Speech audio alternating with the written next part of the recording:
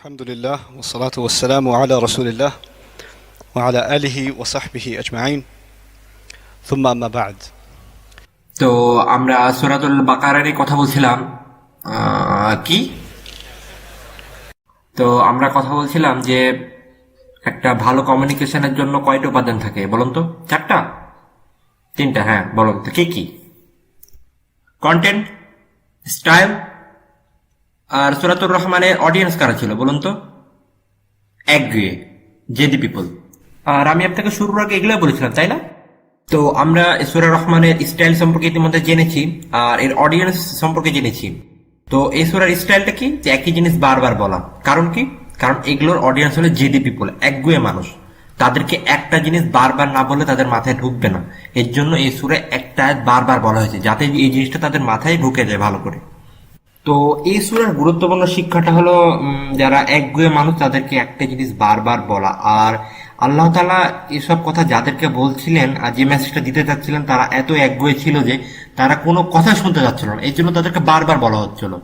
আর আল্লাহ তাআলার মেসেজটা কি ছিল?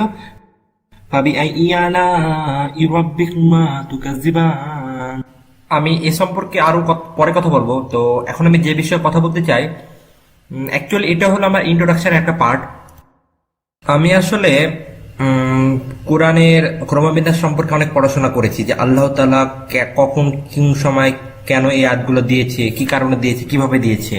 তো সূরাতুর রহমান সম্পর্কে কথা বলার আগে আমি এর পরবর্তী সূরাটা নিয়ে একটু কথা বলতে চাই, জাস্ট একটু কথা বলতে চাই। তো শুনেন, তো এর পরবর্তী সূরাটা কি কেউ জানেন? সূরাতুল ওয়াকিয়া।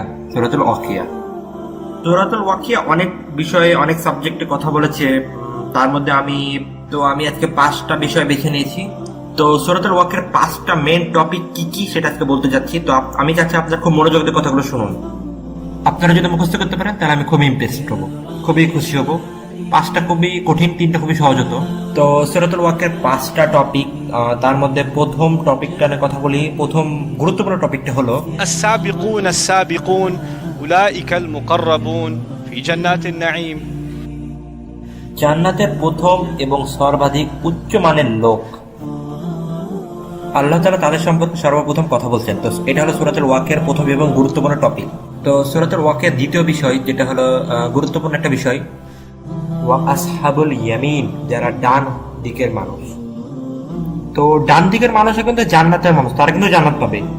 কিন্তু আল্লাহ তাআলা প্রথমে কথা বলছে আস-সাবিকুন, যারা উচ্চ পর্যায়ের, একবারে প্রিমিয়াম প্যাকেজ, যারা সর্বোচ্চ পর্যায়ের সর্বশ্রেষ্ঠ মানুষ।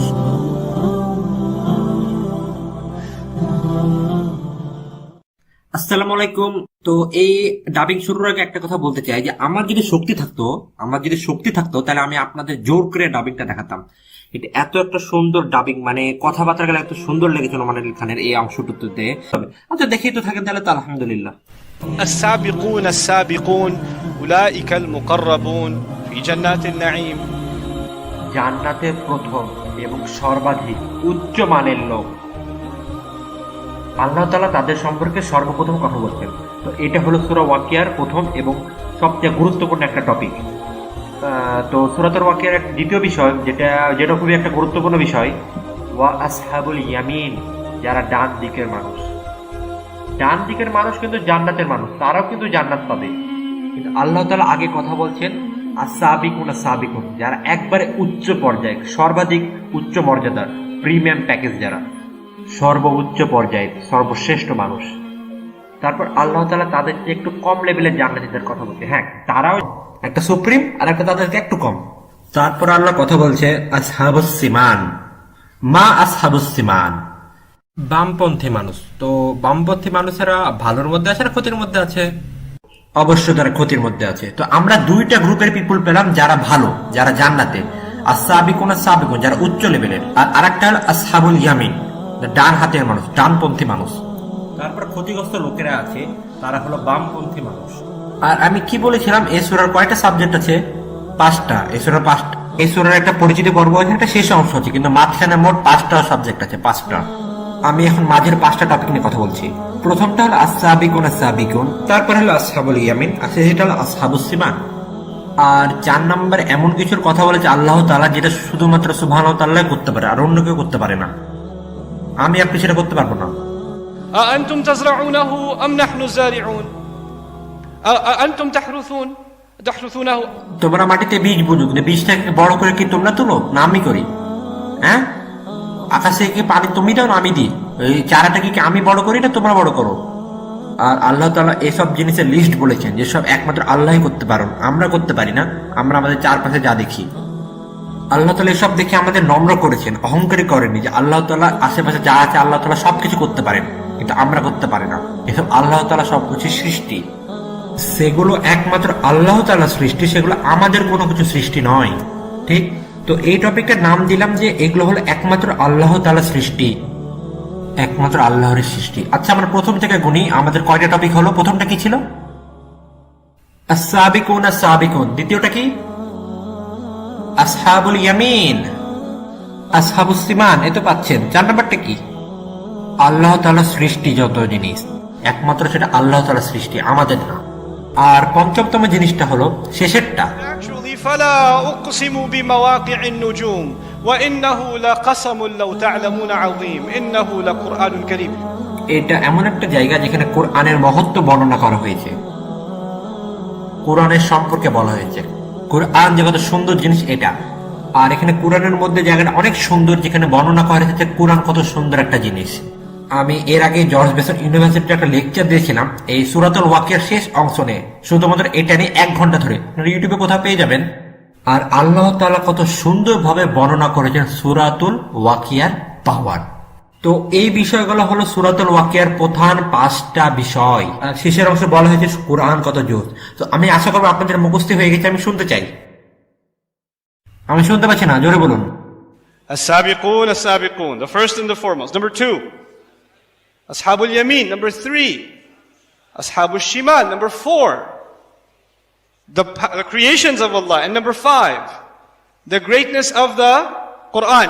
কিন্তু আমি তো এখানে সূরাতুল ওয়াকিয়া নিয়ে কথা বলতে আসিনি, আমি তো এখানে এসেছিলাম সূরা রহমান নিয়ে কথা বলতে। সূরা রহমানের 5টা বিষয় আছে, 5টা সাবজেক্ট। বিষয় নং 1, কোরআনের মহত্ব। আচ্ছা, ওইটার 5 নং সাবজেক্ট কি ছিল? সেটাও ছিল কোরআনের মহত্ব। সূরা রহমানের প্রথমটা কি? আর রহমান আল্লামাল কোরআন, মানে কোরআনের মহত্ব বলা হয়েছে এখানে, কোরআনের মহত্ব যেখানে আমাদের শেখানো হয়েছে। আর সূরা রহমানের 2 নং সাবজেক্টটা কি ছিল বলি আমরা। আস-শামসু ওয়াল কমারু বিহুসবান ওয়ান নাজমু ওয়াশ-শাজারু ইয়াসজুদান ওয়াস-সামাআ রাফআহা ওয়া ওয়াদাআল মিজান ওয়াল্লাহ। এটা হলো 2 নং বিষয়। তো সূরাতুল ওয়াকিয়ার শেষ নং বিষয়টা ছিল আল কোরআনের মহত্ব, কিন্তু সূরা রহমানের প্রথম বিষয়টা হলো কোরআনের মহত্ব। আর শেষ থেকে দ্বিতীয় বিষয়টা কি? 4 নং সাবজেক্ট। সূরাতুল ওয়াকিয়ার 4 নং সাবজেক্টটা কি ছিল? আল্লাহ তাআলা সৃষ্টি। আর সূরা রহমানের দ্বিতীয় সাবজেক্টটা কি ছিল? আল্লাহ তাআলা সৃষ্টি। আর সূরাতুর রহমানের তৃতীয় বিষয়টা কি? বিচার দিবসে খারাপ লোকেরা, ক্রিমিনালেরা জাহান্নামের আগুনে পুড়বে। এটা ছিল 3 নং বিষয়। আচ্ছা, পিছনে ফিরে যান। সূরাতুল ওয়াকিয়ার 3 নং বিষয়টা কি ছিল? আসহাবুস সিমান। একই মানুষ না? 4 নং বিষয় আল্লাহ তাআলা বলছে ওয়ালিমান খফা মাকামা রাব্বিহি জান্নাতান। যেসব মানুষ আল্লাহকে ভয় করে তাদের আল্লাহ তাআলা 2টা জান্নাত দিবেন, এবং তারপর আল্লাহ তাআলা জান্নাতের বিবরণ দিতে শুরু করলেন। আর তারপরে একটু বলছে অমিন দুনিহি জান্নাতান। আল্লাহ তাআলা বলছেন আমি তোমাদের জন্য আরো 2টা জান্নাত রেখেছি, আরো এক্সট্রা 2টা জান্নাত। আল্লাহ তাআলা প্রথমে বলছে তোমাদের জন্য সুন্দর জান্নাত আছে, তারপরে আবার বলছে তোমাদের জন্য আরো 2টা সুন্দর জান্নাত আছে। সূরা রহমানের 4 আর 5 একটা জান্নাত, আর তার চেয়ে আরো ভালো জান্নাত। আচ্ছা, সূরাতুল ওয়াকিয়ার 1 আর 2 নং সাবজেক্ট কি ছিল? আস-সাবিকুন আস-সাবিকুন ওয়া আসহাবুল ইয়ামিন, মানে বেস্টেরা তো জান্নাত পাবেই, আর তার চেয়ে বেস্টেরও জান্নাত, আর সেই জান্নাতগুলো হবে বেস্ট অফ বেস্ট। সুবহানাল্লাহ। সূরাতুল ওয়াকিয়ার প্রথম 2টা যেখানে ছিল, এখানে শেষ 2টা। আল্লাহ তাআলা এভাবে আমাদের শিক্ষা দেন। সুবহানাল্লাহ। অডিয়েন্সের মধ্যে যারা টিচার আছেন তারা ব্যাপারটা ভালো করে বুঝতে পারবেন। ধরেন আপনারা একটা অধ্যায় পড়াচ্ছেন এবং অধ্যায়টাকে আপনারা 5 ভাগে ভাগ করলেন, এভাবে আপনারা পড়াচ্ছেন। তো এবার আপনি পড়া শেষ, এবার রিভাইজ দিবেন। আপনি কিভাবে রিভাইজ দিবেন? প্রথম থেকে 5 বার টপিকটা রিভিউ করতে পারেন, আবার রিভার্সে পিছন থেকে 5 বার টপিকটা রিভিউ করতে পারেন। এবং আল্লাহ এভাবেই আমাদের কোরআন শিক্ষা দিচ্ছেন। দেখেন কত মজাদার। সুবহানাল্লাহ। আর আমি এভাবে কোরআন পড়ে মজা পাই, আর আমি এটাকে নিজেকে স্টুডেন্টও বলি এভাবে পড়া, যে আল্লাহ তাআলা কিভাবে কোরআনের আয়াতগুলোকে সাজিয়েছে একটার পর একটা, একটা অধ্যায়ের সাথে আরেকটা অধ্যায়ের সাথে সম্পর্ক তৈরি করার চেষ্টা করি, যাতে পড়াগুলো আমার আরো মনে থাকে, জিনিসগুলো আরো ভিতরে নিতে পারি। আর এটা আপনাদের জন্য আর আমার জন্য পরে ভুলতে জিনিসগুলো অসুবিধা হয়ে যাবে, মানে কঠিন হয়ে যাবে ভোলা এগুলো ভাই। তো সূরা ওয়াকিয়া আর সূরা রহমান এভাবে যদি আপনারা পড়াশোনা করেন, যে প্রথম পাঁচটার সাথে পরের সূরার প্রথম পাঁচটা কত মিল আছে। তো যাই হোক, এগুলা আমার এখন ইন্ট্রোডাকশন, এখন আমি সূরা তাফসীর শুরু করিনি, এখন আপনি এই সূরার ভিতরে যেতে পারবেন ইনশাআল্লাহ। তো সূরা রহমানের কয়টা ভাগ আছে? 5টা। হ্যাঁ, তো আশা করি আজকে আমি এই প্রথম ভাগটা আপনাদের সামনে শেষ করতে পারবো। এটাই করতে অনেক টাইম লেগে যাবে, আর এটা যদি করতে পারি মনে করবো যে আমি একটা কিছু পেরেছি, আপনাদেরকে আমি কিছু একটা দিতে পেরেছি ইনশাআল্লাহ। এই সূরাটি অনেক কারণে অনন্য, তার মধ্যে একটা কারণ হলো আল্লাহ আযজা ওয়া জাল্লা এই সূরাটা শুরু করছে মাত্র ওয়ার্ড দিয়ে, যেটা আবার একটা আয়াতও বটে, আলিফ লাম মিম। আপনি জানেন এটার মানে কি, আমি জানি না এটার মানে কি, একমাত্র আল্লাহ তাআলা জানেন। এটাও একটা আয়াত। আর রহমান এটাও একটা আয়াত, কিন্তু আল্লাহ সুবহানাহু ওয়া তাআলা এই আয়াতের অর্থ আমাদের কাছে গোপন রাখেন, আমরা জানি এই আয়াতের অর্থ কি। আর আপনারা যারা আরবি ভাষার ছাত্র আছেন আপনারা জানেন আর রহমান আল্লামাল কুরআন এটা একটা সেন্টেন্স, পুরো একটা সেন্টেন্স, এটা একটা সেন্টেন্স। আর রহমান ও আল্লামাল কুরআন, কিন্তু আল্লাহ তাআলা এটাকে ভেঙে দিয়েছেন। কিন্তু আল্লাহ তাআলা এই একটা সেন্টেন্সকে 2টা অংশে ভাগ করলেন। কেন করলেন এরকম তিনি? আপনারা কি ইংলিশ ক্লাসে কোন জীবনে করবেন যে আল্লাহ ফুল স্টপ, আল্লাহ আমাদের সৃষ্টি করেছেন, আবার দাড়ি হবে? জীবনে হবে? আর আপনি যদি এরকম করেন আর লিখে দিলেন যে ইন্সপায়ার বাই সূরাতুর রহমান, সূরাতুর রহমানের জন্য করেছি, তাহলে হবে? You know, you give dalil for your... আমি এটা করেছি, এটা হবে না, আপনারা চিন্তা করেন এটা হবে না। কিন্তু আমি আপনাকে বলছি আল্লাহ তাআলা কেন এটা করলেন। এটা করার একটা কারণ হলো আল্লাহ তাআলা নিজেই কোরআনে বলছেন যে He says, لِيَدَّبَّرُوا آيَاتِهِ وَلِيَتَذَكَّرَ أُولُو الْأَلْبَابِ. মানুষ যাতে আল্লাহ তাআলার প্রত্যেকটা আয়াত সম্পর্কে গভীর ও মনোনিবেশ সহকারে চিন্তা করে। আল্লাহ তাআলা যদি সেটাকে একটা সেন্টেন্সেই করতেন তাহলে আমরা সেটাকে একটা সেন্টেন্স রূপে চিন্তা করতাম, কিন্তু আল্লাহ তাআলা এটা আমার কাছে চান এবং আল্লাহ তাআলা এটা আপনার কাছে চান যে আপনি আর রহমান এটাকে শুধু একটা মাত্র আয়াত হিসেবে চিন্তা করেন এবং ভাবেন। আল্লামাল কুরআন চিন্তা করার আগে আল্লাহ তাআলা চান যে আমরা যাতে শুধুমাত্র আগে আর রহমান নিয়ে চিন্তা করি, শুধুমাত্র আর রহমান, তারপর ওটা নেই, কিন্তু শুধুমাত্র আগে আর রহমান নিয়ে চিন্তা করি। এইখানে আমরা আর রহমানের থামে তখন আমরা চিন্তা করতাম না যদি আল্লাহ তাআলা একবারও করে দিতেন আর রহমান আল্লামাল কুরআন। কিন্তু তিনি বলেন আর রহমান, থামো, তোমরা থামো, এবার চিন্তা করো, এখানে এবার চিন্তা করো, তারপর আগাও। সুবহানাল্লাহ। তো আমরা শুধু শুধু সামনে আগে যেতে পারবো না, আমাদের এখানে থামতে হবে এবং চিন্তা করতে হবে আল্লাহ তাআলা কেন এখানে বলেন, ওয়ার্ডটা কোথা থেকে এলো, কেন এলো, কয়বার ব্যবহৃত হয়েছে, এসব আমাদের চিন্তা করতে হবে, ফিল করতে হবে। আপনারা জানেন এই ওয়ার্ডটা আমরা সবসময় ব্যবহার করি, আমরা বলি বিসমিল্লাহির রহমানির রহিম, আমরা আবার ফাতিহা সবসময় পড়ি আলহামদুলিল্লাহি রাব্বিল আলামিন আর রহমানির রহিম, আমরা এই ওয়ার্ডটা সবসময় ব্যবহার করি।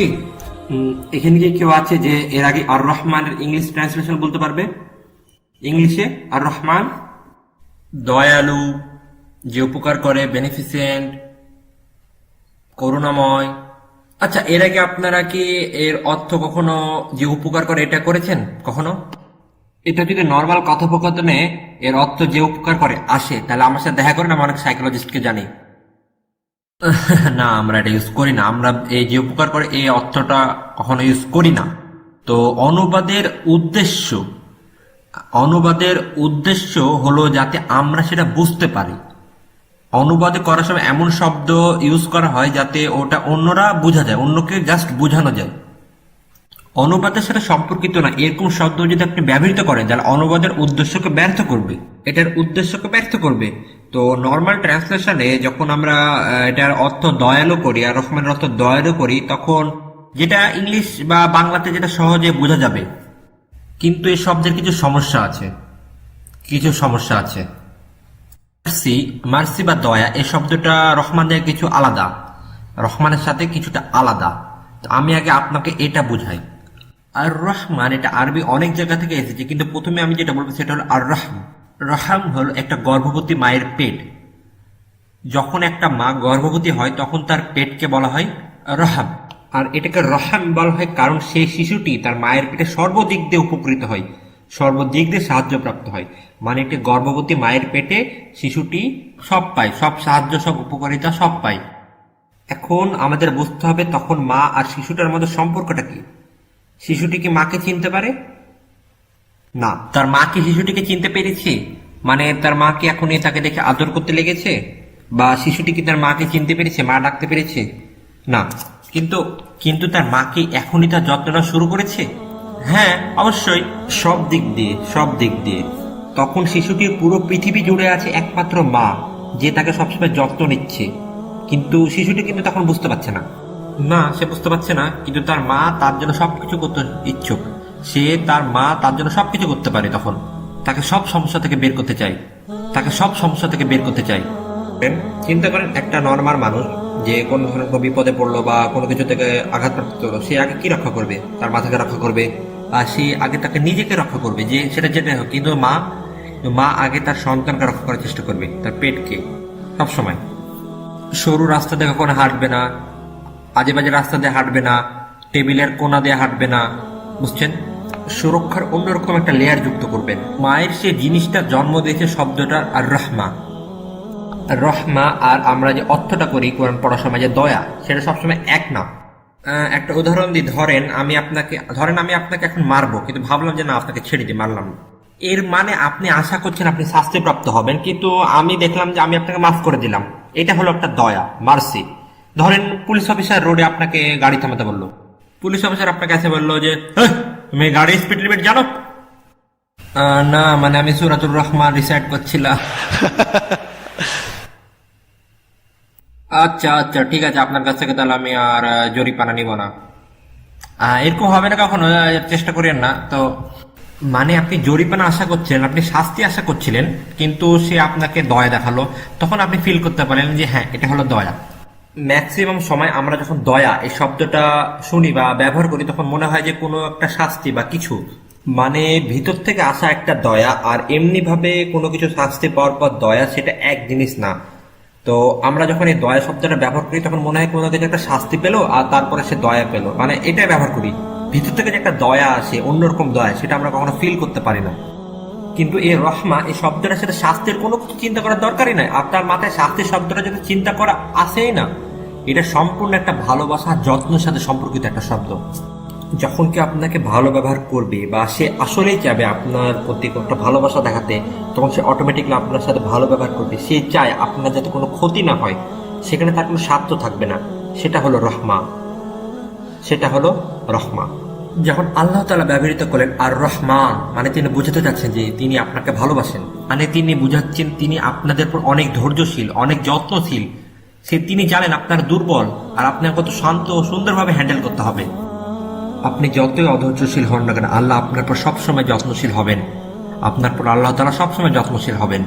তিনি আপনাকে কখনো ছেড়ে যাবেন না, আপনাকে কখনোই পরিত্যাগ করে যাবেন না। একটা মা তার শিশুকে কখনো ছেড়ে যান না। এখানে আর একটা ব্যাপার আছে, এই আর রহমান এই শব্দটাকে বলা হয় সিয়াতুল মুবালাগা ইন আরবি শব্দতে। তো যে এটা আরেকটা মানে হলো যে অতিরিক্ত এবং অস্বাভাবিক কোনো কিছু। ধরেন আপনি তৃষ্ণার্ত, এটা একটা ব্যাপার, এটা একটা ব্যাপার। আবার ধরেন আপনি খুব রাগান্বিত, এটা একটা ব্যাপার। আপনি যদি শুধু বলেন আতিস, মানে আপনি নর্মাল তৃষ্ণার্ত, কিন্তু আপনি যদি বলেন আতশান, মানে আপনি তৃষ্ণার জন্য মরে যাচ্ছেন, পানির জন্য, মানে পানি না খেলে আপনি মরে যাবেন, মানে আপনি আর একেবারে পাচ্ছেন না, আর একটু তৃষ্ণার্ত থাকলে আপনি মারাই যাবেন। আপনি যদি বলেন গাদেব, মানে আপনি নর্মাল রাগান্বিত, কিন্তু আপনি যদি বলেন গাদবান, মানে আপনি এতই রাগান্বিত যে আর একটু হলে আপনি ফেটে যাবেন, আপনার মাথা থেকে মস্তিষ্ক বেরিয়ে যাবে। আর আল্লাহ তাআলা বলছেন আর রহমান, মানে আল্লাহর মতো, আল্লাহ হচ্ছে আর কেউ বেশি দয়ালু আর রহমান না। মানে এটা হলো সর্বোচ্চ এবং সর্ব লেভেলের দয়ালু, এর চাইতে আর বেশি নাই। এটা চিন্তারও বাইরে, সবচেয়ে মারাত্মক এবং সবচেয়ে বেশি। তো আর রহমান এর আরেকটা, এটাকে আরবি গ্রামারে বলা হয় সিরাতুল মুবালাগা। তো এই সিরাতুল মুবালাগা আরবি যারা স্টুডেন্ট আছেন তারা বুঝতে পারছেন, কিন্তু জানি এখানে আরবি স্টুডেন্ট অনেকে নাই। তো আমি সহজভাবে বলতে গেলে, এক ভাষায় বলতে গেলে, যে এমন একটা জিনিস যেটা এক্ষুনি হবে, এক্ষুনি, এই মাত্র ঘটবে। অন্যভাবে বলতে গেলে এটা দ্বারা বুঝে আল্লাহ তাআলার যত্ন। এটার আরেকটা মানে বোঝে আল্লাহ আপনাকে ভালোবাসছেন, আল্লাহ আপনাকে রক্ষা করছেন। এটা কি মানে বোঝে? আল্লাহ আপনাকে রক্ষা করছেন। কখন? এই মুহূর্তেও। তিনি আমার এই মুহূর্তেও যত্ন নিচ্ছেন। তিনি আমার সমস্যা সম্পর্কে এই মুহূর্তেও জানেন। তিনি আমাকে সবসময় বিবেচনা করেন, প্রত্যেক মুহূর্তেই। সূরা রহমানকে খুলে দেখলে এটাই পাওয়া যাবে, আল্লাহ তাআলার ভালোবাসা। প্রত্যেক মুহূর্তে আল্লাহ তাআলা ভালোবাসেন আমাদের। প্রত্যেক মুহূর্তে আল্লাহ তাআলা আমাদের কথা শোনেন। কালকেও না, আজকেও না, এই মুহূর্তে আমাদের প্রত্যেকের কোনো না কোনো সমস্যা আছে। প্রত্যেকে। এমন হতে পারে কারি পারিবারিক সমস্যা আছে, হতে পারে আপনার স্বামীর মধ্যে সমস্যা আছে, আপনার স্ত্রীর মধ্যে সমস্যা আছে, আপনার ছেলের মধ্যে, আপনার চিলড্রেনের মধ্যে সমস্যা আছে, আপনার দেশে, আপনার পরিবেশে, আপনার প্রতিবেশীতে, আপনার সরকার নীতিতে, আপনার রাজনীতিতে, সব জায়গায় সমস্যা আছে। সব জায়গায়, প্রত্যেকটা জায়গায় সমস্যা আছে। আমরা আমাদের সমস্যা নিয়ে সবসময় চিন্তা করি, কিন্তু আমরা আর রহমান নিয়ে সবসময় চিন্তা করি না।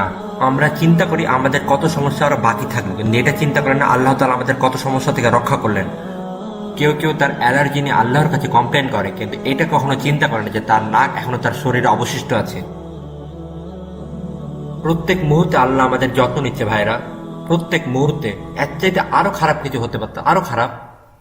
ধরেন কেউ সন্তান জন্ম দিল, তাকে কত খারাপ পরিবেশের মধ্যে যেতে হয়, তাকে কত খারাপ পরিবেশে যেতে হয়। কিন্তু কাউরে ধরেন স্বাস্থ্যবান সন্তান হলো, কিন্তু তারা কত বলে, তারা তখন অন্যদিকে চিন্তা করে যে তারা হোমওয়ার্ক করে না, তারা কিছু ফলো করে না, তারা আমাদের কথা শোনে না। তাদেরকে যদি বলা হয় আপনার সন্তান কেমন আছে, তার একটা বড় লিস্ট ধরিয়ে দেবে। খাবার ঠিক মতো শেষ করে না, সারাদিন টিভি দেখে, সারাদিন ভিডিও গেম খেলে, আমাদের বড়দের কথা শুনে না, কথা মানে না, মানে এই একবার একটা বড় লিস্ট ধরিয়ে দেবে। জানেন, আপনি যদি এমন বাবা মার সাথে কথা বলেন যারা তাদের সন্তানকে হারিয়েছে, এমন বাবা মার সাথে যদি কথা বলেন যারা তাদের সন্তানকে হারিয়েছে, তারা কখনো বলবে না যে তারা কখনো হোমওয়ার্ক করতো না, তারা সারাদিন টিভি দেখতো, তারা আমার কথা শুনতো না, তারা এ করতো না, ওই করতো না, কখনো বলবে না। তারা বলবে আমার সন্তান ছিল সর্বশ্রেষ্ঠ, আমার সন্তান কখনো খারাপ কাজ করেনি, সে সবসময় কত সুন্দর একটা হাসি খুশি ছেলে ছিল। কিন্তু ওই মা যখন তার সন্তানটিকে ভালোভাবে পাবে তখন সবসময় কমপ্লেন করবে। কেন এরকম হয়? কারণ এটা হিউম্যান একটা নেচার। আমরা যখন আমাদের কাছে কোনো জিনিস থাকে তখন সেটার কদর করতে পারি না, যতক্ষণ সেটা চলে যায়। যখন চলে যায় তখন সেটার ভালো জিনিসটা ভাবি। আমরা এখন বুঝতে পারছি না আল্লাহ তাআলা আমাদের কত ভালোবাসেন, কত যত্ন নিচ্ছেন, আমাদের বাবা মা দিয়েছেন, আমাদের বাড়িঘর দিয়েছেন, আমাদের সন্ততি দিয়েছে। এখন আমরা এগুলো বুঝতে পারছি না। হ্যাঁ মানলাম, মাঝে মাঝে বাবা মা আপনার উপর রাগান্বিত হয়, এটা একটা বৈশ্বিক সমস্যা। তো যাই হোক, মানলাম বাবা মা আপনার উপর রাগান্বিত হয়, মাঝে মাঝে রাগান্বিত হয়। যারা কৈশোর আছে তাদের উপর মাঝে মাঝে তাদের উপর চিল্লে অকারণে। My dad, he does not understand me. He doesn't know. He's always angry. But you know what? কিন্তু আসল কথা কি জানেন? আলহামদুলিল্লাহ যে তিনি বেঁচে আছেন এখনো। তিনি আপনি তার প্রতি ধৈর্য দেখিয়ে আপনি আল্লাহর কাছ থেকে জান্নাত দিতে পারেন। আর আপনি যদি না জানেন যে আপনি ভদ্র কিনা, তাহলে আপনি দেখেন আগে যে আপনি আপনার বাবা মার প্রতি কেমন, তাহলে আপনি নিজে বুঝে যাবেন আপনার চরিত্র আসলে ভদ্র কি ভদ্র না। ঠিক আছে, আপনি অনেক ধার্মিক, এটা মানলাম। আপনার বাবা মা আপনাকে কেয়ার করে না, বা আপনার বাবা মা আপনি যে ধার্মিক এটা কখনো মর্যাদা দিচ্ছে না, কিন্তু আল্লাহ আপনার কাছে এটা দেখবেন না। আল্লাহ আপনার কাছে এটা দেখবে যে আপনি আপনার বাবা মার প্রতি কত ধৈর্যশীল, কত নম্র এবং কত ভদ্র। এটা হলো একজন বিশ্বাসের পরিচয়। تلك الدار الآخرة نجعلها للذين لا يريدون علوا في الأرض ولا فسادا. আল্লাহ তাআলা বলছেন আমি তাদের জন্য জান্নাত বানিয়েছি, আমি তাদের জন্য সেই জান্নাতে স্থান রেখেছি যারা এই দুনিয়াতে সবসময় ধৈর্যশীল থাকে, যারা কখনো অভদ্র হয় না, অ্যাটিটিউড দেখায় না, তারা তার বাবা মার প্রতি সবসময় নম্র এবং ভদ্রশীল হয়। যদিও তার বাবা মা খারাপ হয় বা যদিও তার বাবা মা ভুল হয়, তবুও তাদেরকে দেখাতে হবে, কারণ এটা একটা বিশ্বাসের অংশ। এগুলো এমন কিছু বিষয় যেটা সূরা রহমান পড়ার সময় সে আর রহমানে থেমে যাওয়া উচিত। থেমে যান এবং চিন্তা করুন এগুলো কি, আল্লাহ তাআলা আমার জন্য কি কি করেছেন আর কি কি করে চলেছেন। তো যাই হোক, আমার জীবনে একটা স্বপ্ন ছিল যে আমি মালয়েশিয়াতে আসবো, আর মালয়েশিয়াতে এসে আমি মুসলিমদের সাথে দেখা করব। আলহামদুলিল্লাহ আল্লাহ তাআলা আমার এই স্বপ্ন পূরণ করেছেন। তো দেখেন, আমি অন্য একটা বিশ্বের অন্য প্রান্তে থাকি, আর এখন আল্লাহ তাআলা আমার এই স্বপ্নটা পূরণ করেছে আপনাদের সামনে কথা বলতে পেরে। এটা কিভাবে হলো? আল্লাহ তাআলার আর রহমানের দ্বারাই হলো। এটা একমাত্র সুবহানাল্লাহ, এটা আল্লাহ তাআলার রহমানের দ্বারাই হলো। তিনি আমাদের যত্ন নেন। মানুষ অনেক সময় হতাশায় পড়ে যায় যে আল্লাহ তাআলা কেন আমার যত্ন নেন না, কেন আমার জীবনে এত সমস্যা। আপনার জীবনে আর রহমানের চিন্তা করা শুধু যথেষ্ট। আপনাকে আল্লাহর আর রহমানের হতাশায় পড়তে হবে না, সেটা ইতিমধ্যে সেখানে আছে। তো আমি সূরা রহমানের দ্বিতীয় আয়াতে যাওয়ার আগে আমি আপনাদের সামনে অনেক অনেক সুন্দর একটা জিনিস শেয়ার করতে চাই। আল্লাহি এটা এত সুন্দর একটা জিনিস, সূরার সুন্দর যে একটা লেকচারে বলে সম্ভব না, তবুও আমি আমার চেষ্টা করবো যে সুন্দর সুন্দর জিনিসগুলো আপনাদের সামনে শেয়ার করার। তো আপনারা এখনো ঘুম পাননি মনে হয়, আমি আশা করি। ঘুম পেয়েছেন? ও পাননি, আচ্ছা ঠিক আছে। তো তো এই সূরার শেষের আয়াতটা, আচ্ছা এই সূরার শেষের আয়াতটা কি কেউ জানেন? তাবারাকাসমু রাব্বিকা যিল জালালি ওয়াল ইকরাম। লাস্ট আয়াতে আল্লাহ তাআলা বলছেন যে আল্লাহ তাআলার নাম যেটা হলো সম্পূর্ণ জালালে পরিপূর্ণ। জালাল মানে হলো ব্লেসিং, মানে মহিমা, যেটা আর কাউকে দেওয়া হয়নি, আর কেউ এটা পাওয়ার যোগ্যতা না।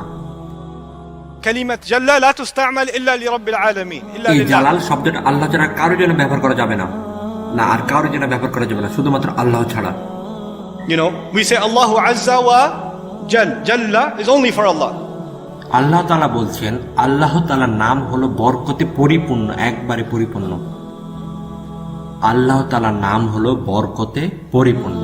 তাবারাকাসমু রাব্বিক, এখানে বারাকাতের জন্য যে শব্দটি ব্যবহার করা হয়েছে সেটার মানে বোঝায় যে পূর্ণ, বরকতে পূর্ণ, পরিপূর্ণ একটা শব্দ। আল্লাহ তাআলা নাম হলো বরকতে পরিপূর্ণ। আল্লাহ যখন শেষের রাতে বললো আল্লাহ তাআলার নাম হলো বরকতে পরিপূর্ণ, তখন একটা জিনিস আপনারা খেয়াল করেছেন, এই সূরার প্রথমে আল্লাহ কি দিয়ে শুরু করেছিলেন? আল্লাহ তাআলা এই সূরার প্রথমে আল্লাহ তাআলা কোন আয়াতে শুরু করেছিলেন? আর রহমান। তো আল্লাহ তাআলা একইভাবে শেষ আয়াতে আর রহমান মানে বরকতময় আল্লাহর নাম, এটা দিয়ে শেষ করলেন। তো ভিডিওর আয়াতে আল্লাহ তাআলা বলছেন আল্লাহ তাআলার নাম হলো বরকতে পরিপূর্ণ। আল্লাহ তাআলার নাম হলো বরকতে পরিপূর্ণ। তাবারাকাসমু রাব্বিক। তো এখন আমাদের আগে বারাকা সম্পর্কে কিছু জানা লাগবে। এই বারাকা সম্পর্কে আল্লাহ তাআলা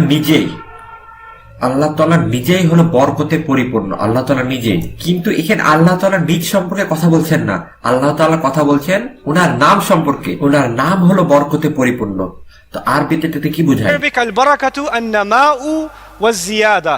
সবার আগে বারাকা মানে বোঝে বৃদ্ধি, এমন কিছু যেটা উন্নতি করছে, যেটা বৃদ্ধি পাচ্ছে, যেটা অলরেডি বৃদ্ধি পাচ্ছে Fawqa at-tawaqqa'. প্রত্যাশারও ওপরে। ধরেন আপনি মাটিতে একটা মাত্র বীজ বুনলেন, তাহলে আপনি কয়টা গাছ আশা করবেন? একটা। কিন্তু আপনি একটা বীজ বুনলেন আর 10টা গাছ পেলেন, সেটা হলো বারাকা, সেটা হলো বরকত।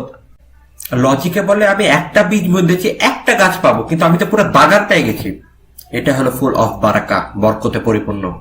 লজিক বলছে আমি একটা জিনিস লাগিয়েছি, একটা পাবো, এত কেন?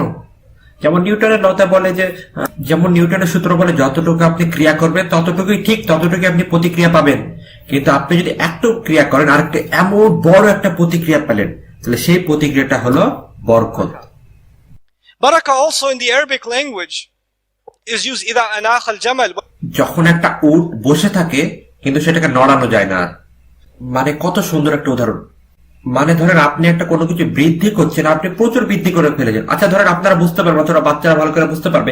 ধরেন আপনাদের কাছে লেগো সেট আছে, একটা লেগো সেট, আপনি একটা বিল্ডিং বানাতে চাইলেন, একটা একটা একটা একটা একটা একটা একটা লম্বা একটা বিল্ডিং বানাতে চাইলেন লেগো সেট দিয়ে। আচ্ছা ওই বিল্ডিংটাকে স্টেবল থাকবে না একটা টোকা মারলে পড়ে যাবে? অবশ্যই সেটা শক্তিশালী না, সেটা একটা টোকা মারলে মাটিতে পড়ে যাবে, ঠিক? যখন কোনো কিছু প্রচুর প্রচুর লম্বা বৃদ্ধি পেতে থাকে তখন সেটা কম স্থিতিশীল হয়ে যায়। তো বর্গ শব্দের অর্থটা বোঝায় যে উট বালির উপর বসেছে আর তাকে নড়ানো যাবে না। এমন একটা কিছু যেটা দ্রুত বৃদ্ধি পেলেও তাড়াতাড়ি অস্থিতিশীল হয়ে যাবে না, সবসময় সেটা বৃদ্ধি পেতে থাকবে। ধরেন আমাদের আমেরিকাতে কি হলো, এত তাড়াতাড়ি ইকোনমি বাড়লো যে ঠিক একই তাড়াতাড়ি ইকোনমি নিচে পড়ে গেল, হঠাৎ করে খুব দ্রুত সেটা পড়ে গেল। সরকার খুব তাড়াতাড়ি গগ্রাস গ্রহণ করছিল, কিন্তু ঠিক একইভাবে তাকে সেটা নিচে ফেলে দিতে হলো। এরকম সবসময় হয়। ধরেন আপনার মধ্যে খুবই একটা আবেগ চলে এলো, কি হবে? তারপরে সেটা তাড়াতাড়ি চলে যাবে। কিন্তু আল্লাহ তাআলা বলছেন এখানে আমার বরকতটা সবসময় স্থিতিশীল থাকবে, সবসময়, কখনো চলে যাবে না। আর আল্লাহ তাআলা বলছেন যে আল্লাহ তাআলার নাম হলো বরকতে পরিপূর্ণ। আচ্ছা এটা আমাকে আর আপনাকে কি বোঝায়? চলো চিন্তা করি। আপনি জানেন এটার মানে কি বোঝায়? আমরা যখন বলি আল্লাহর নাম আর রহমান, আর আমরা যখন কোনো কিছু শুরু করি আল্লাহর নাম দিয়ে, আল্লাহর নাম বলে, আর আমরা যখন আল্লাহ তাআলার নাম দিয়ে বরকত চাই, তখন আমরা যাই কিছু করি না কেন উন্নতি বয়ে আনে। কিন্তু সেই উন্নতিটা হয় আমাদের প্রত্যাশারও বাইরে, আর সেই উন্নতিটা সবসময় বাড়তে থাকে, কখনো থেমে যায় না। সেটা বাড়তেই থাকে, সেটা বাড়তেই থাকে, সেটা বাড়তেই থাকে।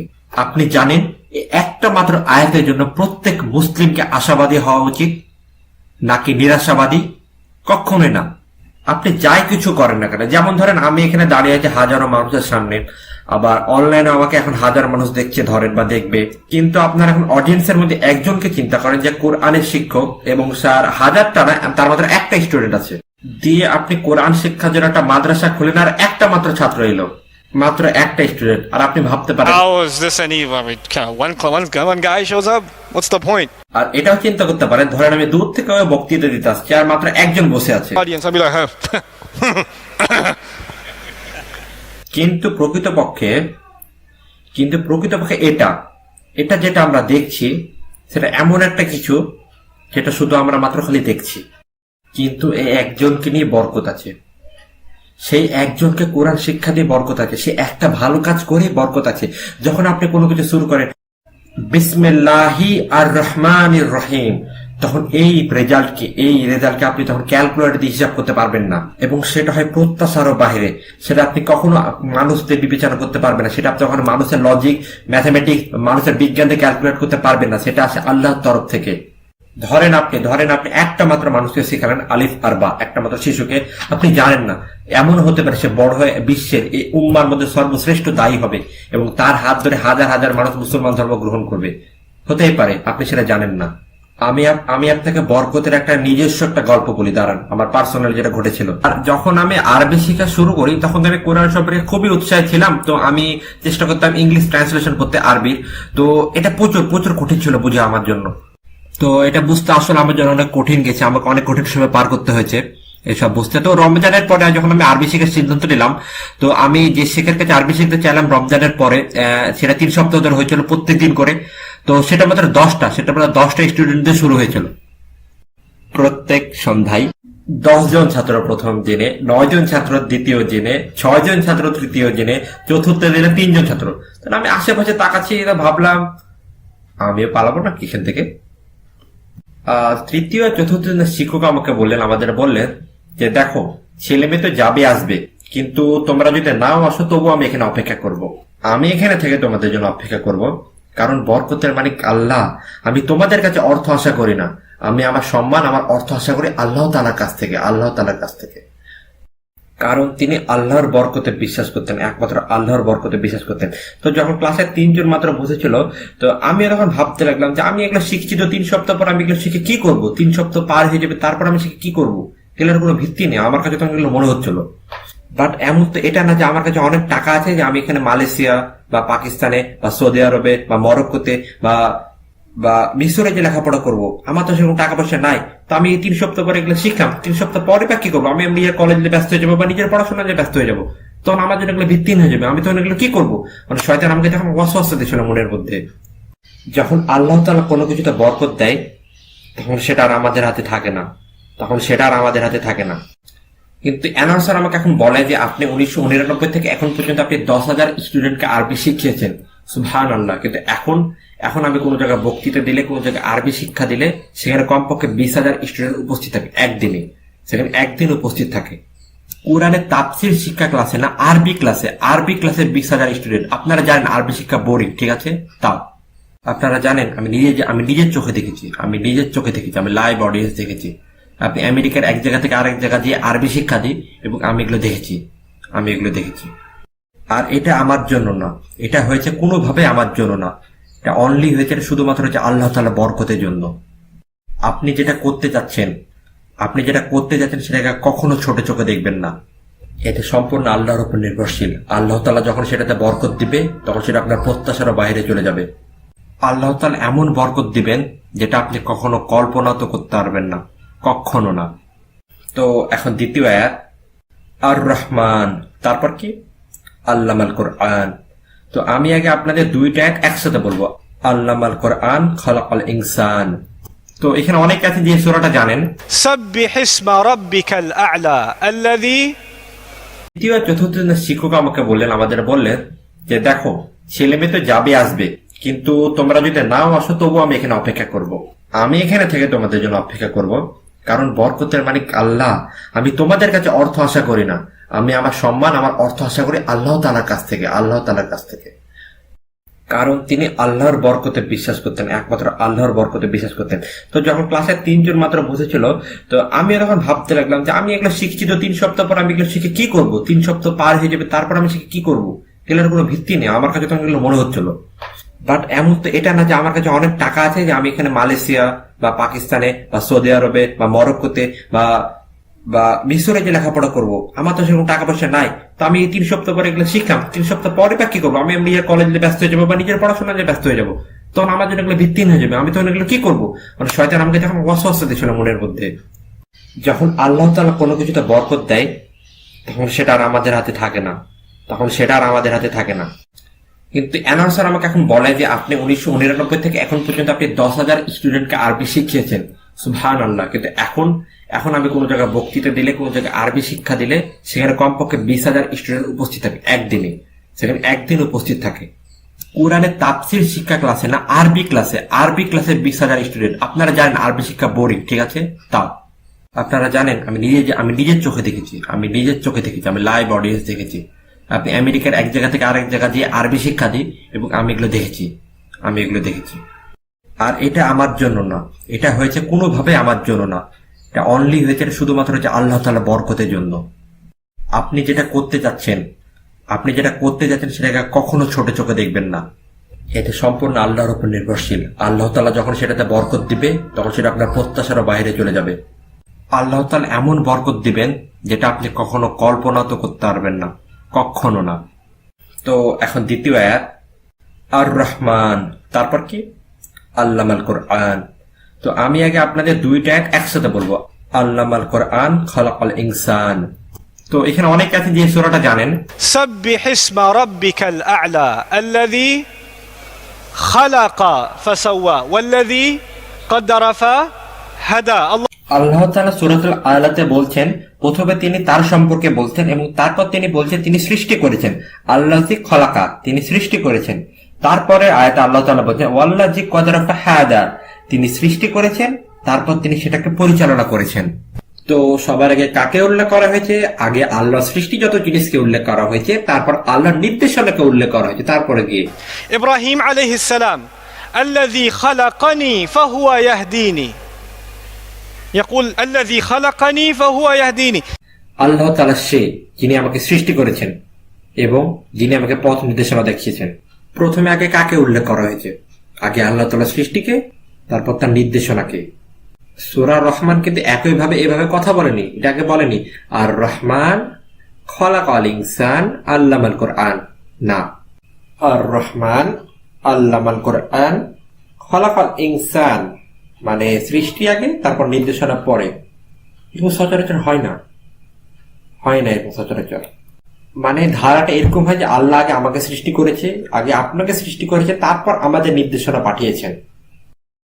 আপনি যদি ধারা খেয়াল করেন তাহলে আগে সৃষ্টির কথা বলা হবে, তারপর সেটা নির্দেশনার কথা বলা হবে। কিন্তু আল্লাহ সুবহানাহু ওয়া তাআলা এই সূরাতে এই ধারাটাকে পরিবর্তন করেছে। আমি আপনাদের মাথায় এটা চিন্তা করার জন্য রাখলাম এবং আমি এটার পরে উত্তর দেব কেন আল্লাহ তাআলা সূরায় এই কাজটা কেন করলেন আল্লাহ তাআলা, সেটা পরে বলছি। তার আগে আমি আপনাকে সবচেয়ে গুরুত্বপূর্ণ একটা কথা বলছি, প্লিজ দয়া করে গুরুত্ব সহকারে শুনুন, মনোযোগ দিন প্লিজ। এটা কোনো ক্লাসরুম না, কিন্তু এটা একটা লেকচার। কেউ এখানে ফেসবুক চালাচ্ছেন, কেউ এখানে আপনার জীবনের সর্বশ্রেষ্ঠ ঘুমটা দিচ্ছেন, আর কেউ আশেপাশে তাকে বলছেন এখানে আমি কি করছি, এখানে কি হচ্ছে এখানে, আর কেউ অবশ্যই আছেন যারা মনোযোগ দিচ্ছেন, আর কেউ আছেন আমাদেরকে দু চোখ দিয়ে তাকিয়ে আছেন। আর কারোর সাথে এরকমও হচ্ছে। আর সর্বশ্রেষ্ঠটা হলো কেউ আমার সাথে তাকাচ্ছেন বা আই কন্ট্যাক্ট মেনটেন করছেন। আর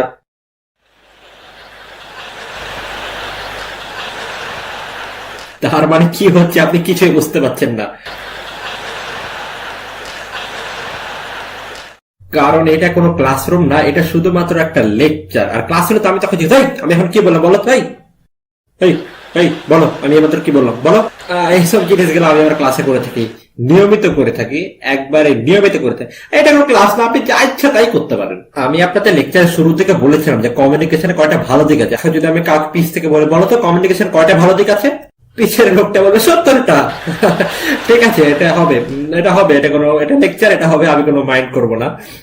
কিন্তু জানেন, যখন আপনি ক্লাসের মধ্যে থাকবেন, তখন শিক্ষকের দায়িত্ব হলো যাতে প্রত্যেকটা স্টুডেন্টের মাথায় কথাগুলো ঢুকে যায়, ঠিক? কিন্তু তারপরে কিছু ছাত্র থেকে যায় এমন। যেমন আমি আপনাদের একটা উদাহরণ দিই, যে যেমন আমি একটা গ্রামারের কোর্স রেডি করেছিলাম, প্রিপেয়ার করেছিলাম। তখন আমি এত সুন্দরভাবে ক্লাসটাকে রেডি করেছিলাম যে আমি রাতে 2 ঘন্টা ভাবতাম যে আমি ক্লাসটা কিভাবে নিব এটার জন্য। ক্লাসটা আমি এত ভালোভাবে নিয়েছিলাম যে তারা আমাদেরকে একাডেমিক অ্যাওয়ার্ড দিয়েছিল।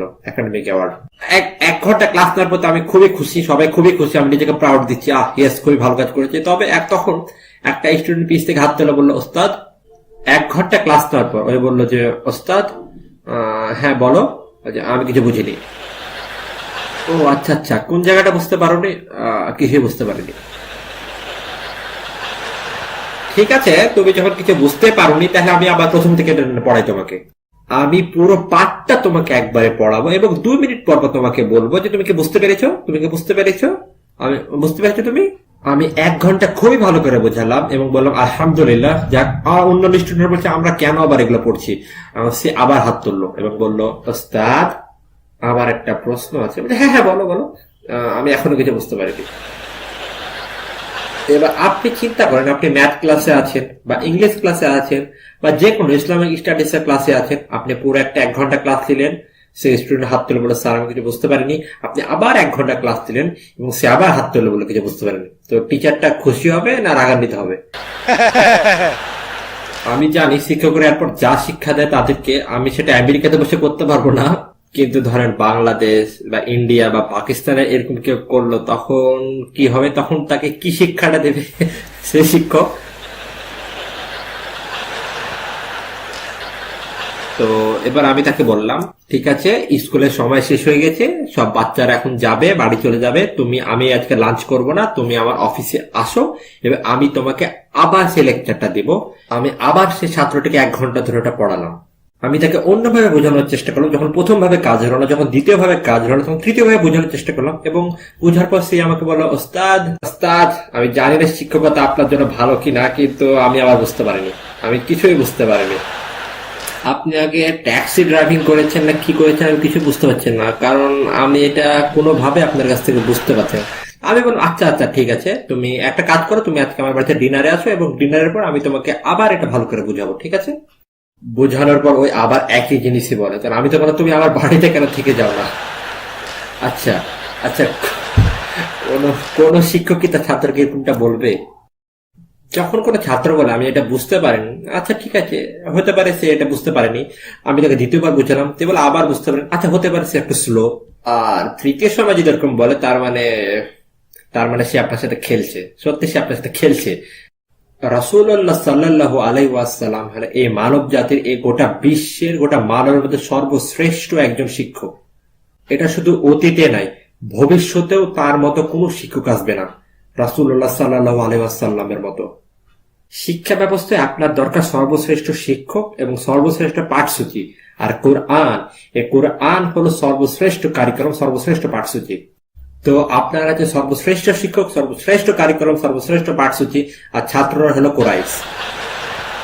হলো কোরাইশ। আর পাঠের বিষয়বস্তুগুলো ছিল খুবই সোজা। পাঠের বিষয়বস্তু ক্যালকুলাস ছিল না, কোয়ান্টাম ফিজিক্স ছিল না, এগুলো ছিল খুবই খুবই খুবই সোজা। আমি যদি একটা 7 বছরের বাচ্চাকে বলি যে মক্কার জীবনের কোরআন শরীফের আয়াতগুলো তাফসীর করো, মক্কায় অবতীর্ণ কোরআনের অংশ হলো 3 ভাগে 2 ভাগ, আমি তাকে বললাম যে আমি তোমাকে 5 মিনিট সময় দেব, তুমি তাফসীর করো। আমার 5 মিনিট দরকার, আমার 1 মিনিট দরকার। আল্লাহ এক অদ্বিতীয়, পূর্বের জাতিদের মতো হইও না যারা আল্লাহকে অবিশ্বাস করেছিল। রাসূলে বিশ্বাস করো, আখিরাতে বিশ্বাস করো, আর নিজেকে আল্লাহ দাস হিসেবে পরিচয় দাও। আর কি আছে? একটুকু, সামান্যটুকু, মাত্র এইটুকু হলো মক্কা জীবনের সমস্ত কোরআনে তাফসীর এক বাক্যে। এই সামান্য জিনিসটুকু রাসূলুল্লাহ সাল্লাল্লাহু আলাইহি ওয়াসাল্লাম কুরাইশদের কত বছর শিক্ষা দিয়েছেন, তাদেরকে কত বছর শিক্ষা দিয়েছেন।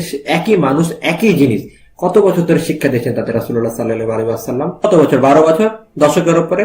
একই জিনিস, একই মানুষকে একই জিনিস রাসূলুল্লাহ সাল্লাল্লাহু আলাইহি ওয়াসাল্লাম বারবার বলেছেন। সেগুলো ছিল ইতিহাসের সর্বশ্রেষ্ঠ শিক্ষা, আর যেগুলো শেখানো হচ্ছিল তাদেরকে নিজস্ব ভাষায়।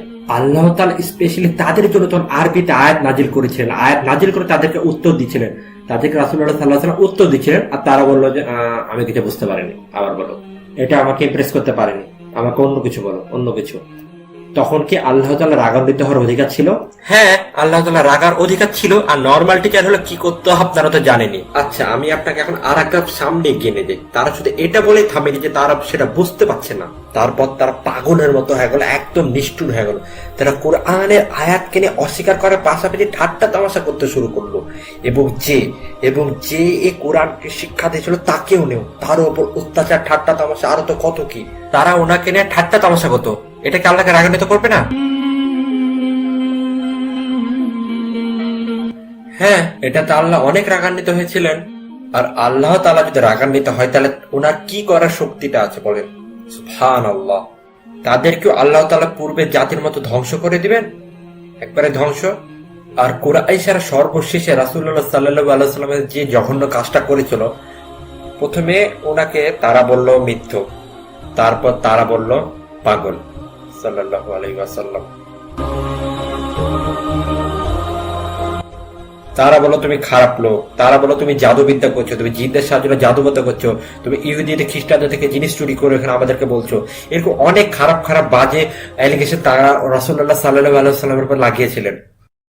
এত সব জঘন্যর পরে কুরাইশরা রাসূলুল্লাহ সাল্লাল্লাহু আলাইহি ওয়াসাল্লামকে বলেছিল, তুমি কিয়ামত নিয়ে কথা বলছো, তুমি জাহান্নাম নিয়ে কথা বলছো, তুমি জান্নাত নিয়ে কথা বলছো, তাই তো?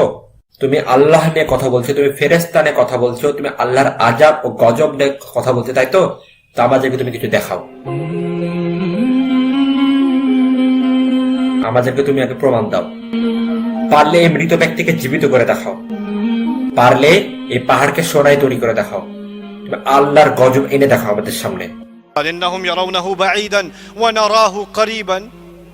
Give me the they say يستعجلونك بالعذاب. Quran tells us. তারা এভাবে বলতে শুরু করলো যে পারলে তুমি আযাব এখনই এনে দেখাও, তুমি তো বলছো আযাব অনেক কাছে আছে, অনেক নিকট আছে, পারলে তুমি এখনই এনে দেখাও। আমি 10 বছর থেকে একই জিনিস শুনতে শুনতে ক্লান্ত হয়ে গেছি।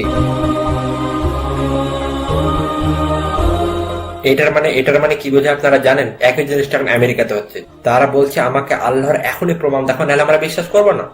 যদি তুমি আমাকে দেখে প্রমাণ দিতে না পারো তাহলে আমাকে কিছু বলতে আসে না, আমার তুমি সময় নষ্ট করতে আসে না, আমি কোরআনের এসব জিনিস শুনতে চাই না। আমি যখন কলেজে শিক্ষকতা করতাম, আমি তাদের আরবি পড়াতাম, আর বেশিরভাগ স্টুডেন্ট ছিল অমুসলিম। তখন একটা ছেলে আমার সামনে এসে বললো যে প্রফেসর, আমি ইসলামকে পছন্দ করি, অনেক দেখলাম, অনেক ভালো ভালো জিনিস আছে, এটা অনেক জোস কুল, কিন্তু আমি কিছু দেখতে পাচ্ছি না, তো আমি এটা বিশ্বাস করতে পারি না। আপনি কি আমাকে জিন বা এটা কিছু দেখাতে পারবেন? তাহলে আমার বিশ্বাস করতে সুবিধা হবে অনেক। এই সূরার প্রথমে এর উত্তর গালা দেওয়া হয়েছে। আমাকে বলতে দেন, আপনাদের এখানে মালয়েশিয়াতে অবশ্যই ট্রাফিক প্রবলেম আছে, ঠিক না? আপনারা রেডিওতে বা টিভিতে বা এরকম দেখতে পান মোবাইলে যে ট্রাফিক কোন কোন রাস্তায় বেশি ট্রাফিক আছে, ঠিক না? তাই না? তো আপনারা একদিন দেখলেন যে রাস্তাতে কোনো ট্রাফিক নেই, একদম শূন্য, কোনো গাড়ি না, শুধু আপনার গাড়ি আছে, কোনো ট্রাফিক নেই। আর আপনি যখন খুবই পথে গাড়ি চালাচ্ছেন, খুবই আলাদা, রাস্তাতে কোনো গাড়ি টাড়ি নাই, তো আপনি তো রেডিও চালু করলেন, রেডিওতে বলছে 2 কিলোমিটার সামনে একটা অ্যাক্সিডেন্ট ঘটেছে এবং প্রচুর পরিমাণে খুবই খারাপ অবস্থা ট্রাফিকের, আপনি যদি পারেন তো অন্য একটা এক্সিট নেন, অন্য রাস্তা দেখেন যেখানে যায় না। আচ্ছা, আপনি কি দুর্ঘটনাটা দেখতে পেয়েছেন? না, কিন্তু আপনি এটাকে বিশ্বাস করেছেন এবং অন্য রাস্তা দেখার চেষ্টা করছেন। আপনি রেডিওতে শুনলেন, আপনি সেই রাস্তা দেখলে আর আপনাকে 5 ঘন্টা অপেক্ষা করতে হবে। আপনি অন্য রাস্তা নেবেন না ওটা দিয়ে যাবেন বলেন? তাহলে আপনি যদি আমেরিকাতে থাকেন তাহলে বলবেন আমি কুফারের কথা শুনবো না, আমি এখন যাবো, আমি এখন এই রাস্তাতে যাবো। এটা কখনো হবে? আপনি কি তাই করবেন কখনো? আপনি কেন এটা করবেন না আপনি এটা জানেন? কারণ আপনি জানেন যে এই সংবাদগুলো আসে একটা বিশ্বাসযোগ্য মাধ্যম থেকে, আর এই নিউজ রিপোর্টাররা আপনাদের সাথে ঠাট্টা তামাশা করবে না, এটাই তো নাকি? আপনি তো এটা বলবেন না যে ধর এরা আমি যেটা দেখি না সেটা বিশ্বাস করি না, এইসব রেডিওর মানুষের কথা লাভ আছে, এখন আপনি যাবেন আর আটকা পড়ে যাওয়ার পর আপনি তারা বলেন হ্যাঁ আমি এখন বিশ্বাস করেছি, অন্য এখানে তো সত্যি অ্যাক্সিডেন্ট হয়েছে, আল্লাহ এখন আমি কি করবো, এখন আমি আপনাদের বিশ্বাস করছি। আল্লাহ আল্লাহ মানুষ জাতিকে সৃষ্টি করেছে, ঠিক? আর এই মানুষ জাতি বুঝতে সক্ষম, কোনো কিছু মাথার মধ্যে নিয়ে চিন্তা করতে সক্ষম, যদি সে সেটাকে নাও দেখে। পশু পাখিরা কিন্তু এরকম না। ধরেন আমি আর একটা উদাহরণ দিই, আমি বললাম যে ভাই ও বোনেরা দয়া করে আপনারা এই সাইড দিয়ে বাইরে যাবেন। তাহলে আমরা সে রাস্তাতে যাব। কিন্তু চিন্তা করে যদি এখানে একটা বিড়াল থাকে, যদি একটা কুত্তা থাকে, আর কুত্তা যদিও থাকবে না, ধর একটা মাছি আছে, তাহলে কি তারা সে রাস্তাতে কখনো যাবে? কারণ তাদের চিন্তা করার ক্ষমতা নাই। কিন্তু পশু পাখিরা যদি এখানে দেখে এখানে আগুন লেগেছে খুব, তাহলে কি তারা যাবে? তাহলে কি তারা সে সঠিক রাস্তাতে যাবে? পশু পাখিরা সেটাই বিশ্বাস করে যেটা তারা নিজের চোখে তখন দেখে। কিন্তু মানুষ যাদের এই সক্ষমতা আছে সেটা নিজে না দেখেও বুদ্ধি খাটে সেটাকে বিশ্বাস করতে পারে। আল্লাহ আল্লাহ আপনাকে এবং আমাকে কোরআনকে বিশ্বাস করে দিতেছে, শুধুমাত্র কোরআনকে, অন্য কিছু না। অন্য কোনো কিছু দরকার নাই আমাদের। হ্যাঁ, পৃথিবীতে অনেক মিরাকেল জিনিস হয়, কিন্তু কোরআন হলো একমাত্র মিরাকেল। এটাই হলো মিরাকেল। কারণ মানুষ জাতি হলো মানুষ জাতি যারা নিজের ব্রেন দিয়ে চিন্তা করতে পারে। আপনাকে কোনো কিছুকে বিশ্বাস করার জন্য দেখার দরকার নাই, আপনি না দেখেও সেটাকে চিন্তা করে বিশ্বাস করতে পারেন। এই কারণে আল্লাহ তাআলা বলেছেন আল্লামাল কোরআন, তারপর কি খলাকাল ইনসান, তিনি আপনাদের কোরআন শিক্ষা দিয়েছেন। কারণ তিনি আপনাদের সৃষ্টি করেছেন। আপনি পশু পাখি না যে আপনাকে সব দেখে বিশ্বাস করতে হবে। আপনি যদি এরকম করেন তাহলে তো আপনি একটা ছাগলের মতো, আর আপনার সাথে কোনো পার্থক্য কি থাকলো? না হলে আপনার আচরণ হবে গরুর মতো, আপনার আচরণ হবে বানরের মতো, যারা না দেখে কোনো কিছুকে বিশ্বাস করে না। কোরআন হলো একটা অনুভূতির জিনিস। কোরআন হলো নিজেকে ভিতর থেকে ফিল করার জিনিস। তো আমি আপনাকে আগে বলেছিলাম যে শিক্ষকেরা রাগান্বিত হয়ে যাবে, খুবই রাগান্বিত হয়ে যাবে। কিন্তু এই শিক্ষক আল্লাহ তাআলা কিন্তু কোরআনে নিজেকে শিক্ষক বলছে, আল্লামাল কোরআন, যে কোরআন শিক্ষা দেয়, মানে আল্লাহ তাআলা হলো শিক্ষক। আল্লাহ তাআলা নিজেকে শিক্ষক হিসেবে পরিচয় দিচ্ছেন। শিক্ষকের কিন্তু রাগান্বিত হওয়ার অধিকার আছে, কিন্তু তিনি আয়াতের শুরুতে আগে নিজেকে আর রহমান বলে পরিচয় দিচ্ছেন।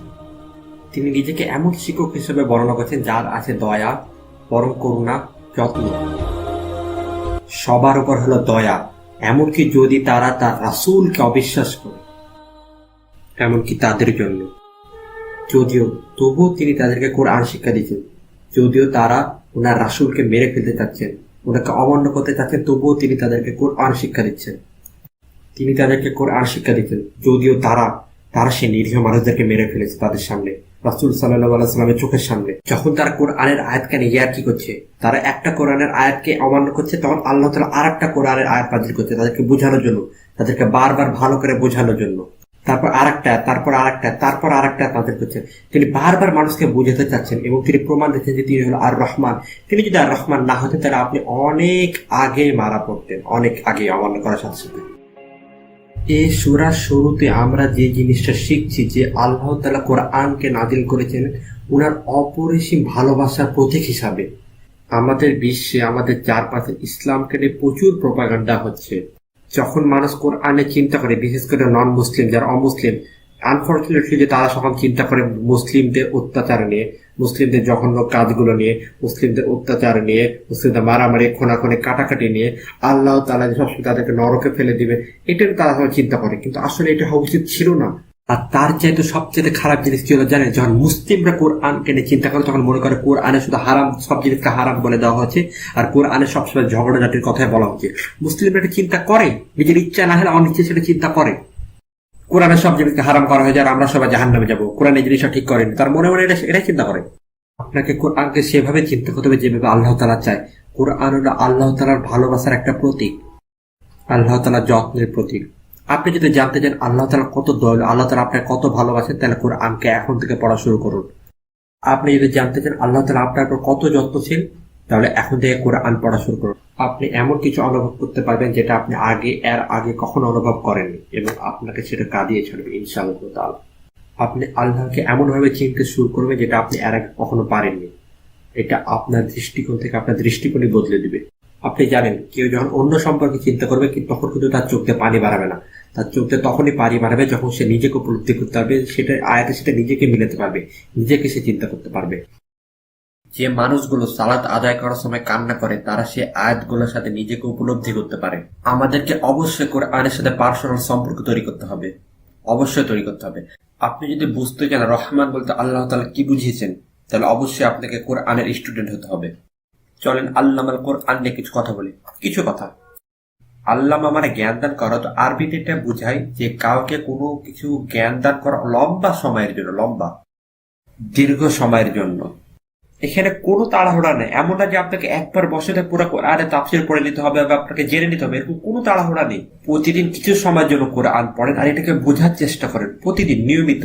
ইতিহাসের সর্বকালের সর্বশ্রেষ্ঠ কোরআনের ছাত্রকে রাসূলুল্লাহ সাল্লাল্লাহু আলাইহি ওয়াসাল্লাম নিজে, তিনি হলেন সর্বশ্রেষ্ঠ শিক্ষক, তার পাশাপাশি সর্বশ্রেষ্ঠ ছাত্র। কোরআনের ছাত্র হিসেবে আল্লাহ তাআলা ওনাকে কত বছর ধরে কোরআন শিক্ষা দিয়েছেন? দীর্ঘ 23 বছর। দীর্ঘ 23 বছর। আমাদের তাড়াহুড়ার দরকার নেই, আমাদের মন খারাপের কোনো কিছু নেই। কখনো মন খারাপ করবে না যে আমি তো সকল সূরা জানি না, আমি কোরআনের সকল তাফসীর জানি না, আমি ওই কিছুই জানি না, এরকম কখনো মনে করবে না। আমাদের হাতে টাইম আছে, সময় আছে আল্লাহর রহমতে। আসল পয়েন্ট হলো আপনাকে হতাশ হওয়ার কিছু নেই। কিছু মুখস্থি করা শুরু করুন, কিছু তাফসীর পড়া শুরু করুন, কিছু শুরু করুন, কোনো কিছু জানা শুরু করুন, ইতিহাস পড়া শুরু করুন কোরআনের। আপনাকে শুরু করতে হবে। আল্লাহ তাআলা আপনার কাছে এটাই চান। দেখবেন আপনার কাছে আপনার কাজ কত সহজ হবে। প্রত্যেক দিন নিয়মিত, বিশেষ করে যারা এখানে ইয়ং পিপল আছে, যুবক মানুষ আছে, আমি তাদেরকে বলছি আপনারা যদি প্রতিদিন নিয়মিত কোরআনের সাথে নিজের আত্মার সম্পর্ক তৈরি করতে পারেন, দেখবেন এই কোরআন আপনার চিন্তাধারাকে কত সুন্দরভাবে পরিবর্তন করে দেয়, আপনার মধ্যে কত সুন্দর জিনিসের তৈরি হবে। এটা আপনাকে শেখাবে আপনার অবসরে কি করা উচিত, এটা আপনাকে শেখাবে আপনার কেমন বন্ধু হওয়া উচিত, এটা আপনাকে শেখাবে আপনার জীবনে কি করা উচিত।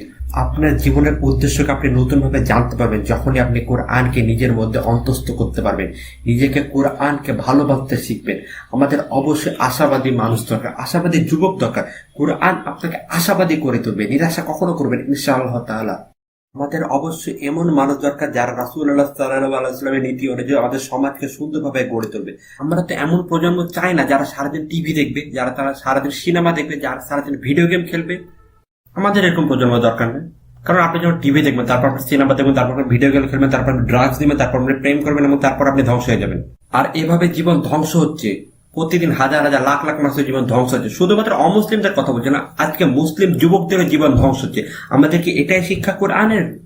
মুসলিম যুবকদের আজকে কোনো আশা নাই, কোনো ভরসা নাই, কোনো উদ্দেশ্য নেই জীবনের। কেন এরকম? কারণ আপনার জীবনের উদ্দেশ্য তৈরি করার জন্য যে বইটা আপনাকে দেওয়া হচ্ছে, সেই বইয়ের সাথে তো সম্পর্ক আপনার খারাপ। সে মহান বই আল কোরআনকে তো আপনি পড়তে চান না, আপনি অনীহা প্রকাশ করেন, আপনি সময় নষ্ট মনে করেন। আমরা সে মহান ঐশীবাণীর সাথে আমাদের সম্পর্ক হারিয়ে ফেলছি।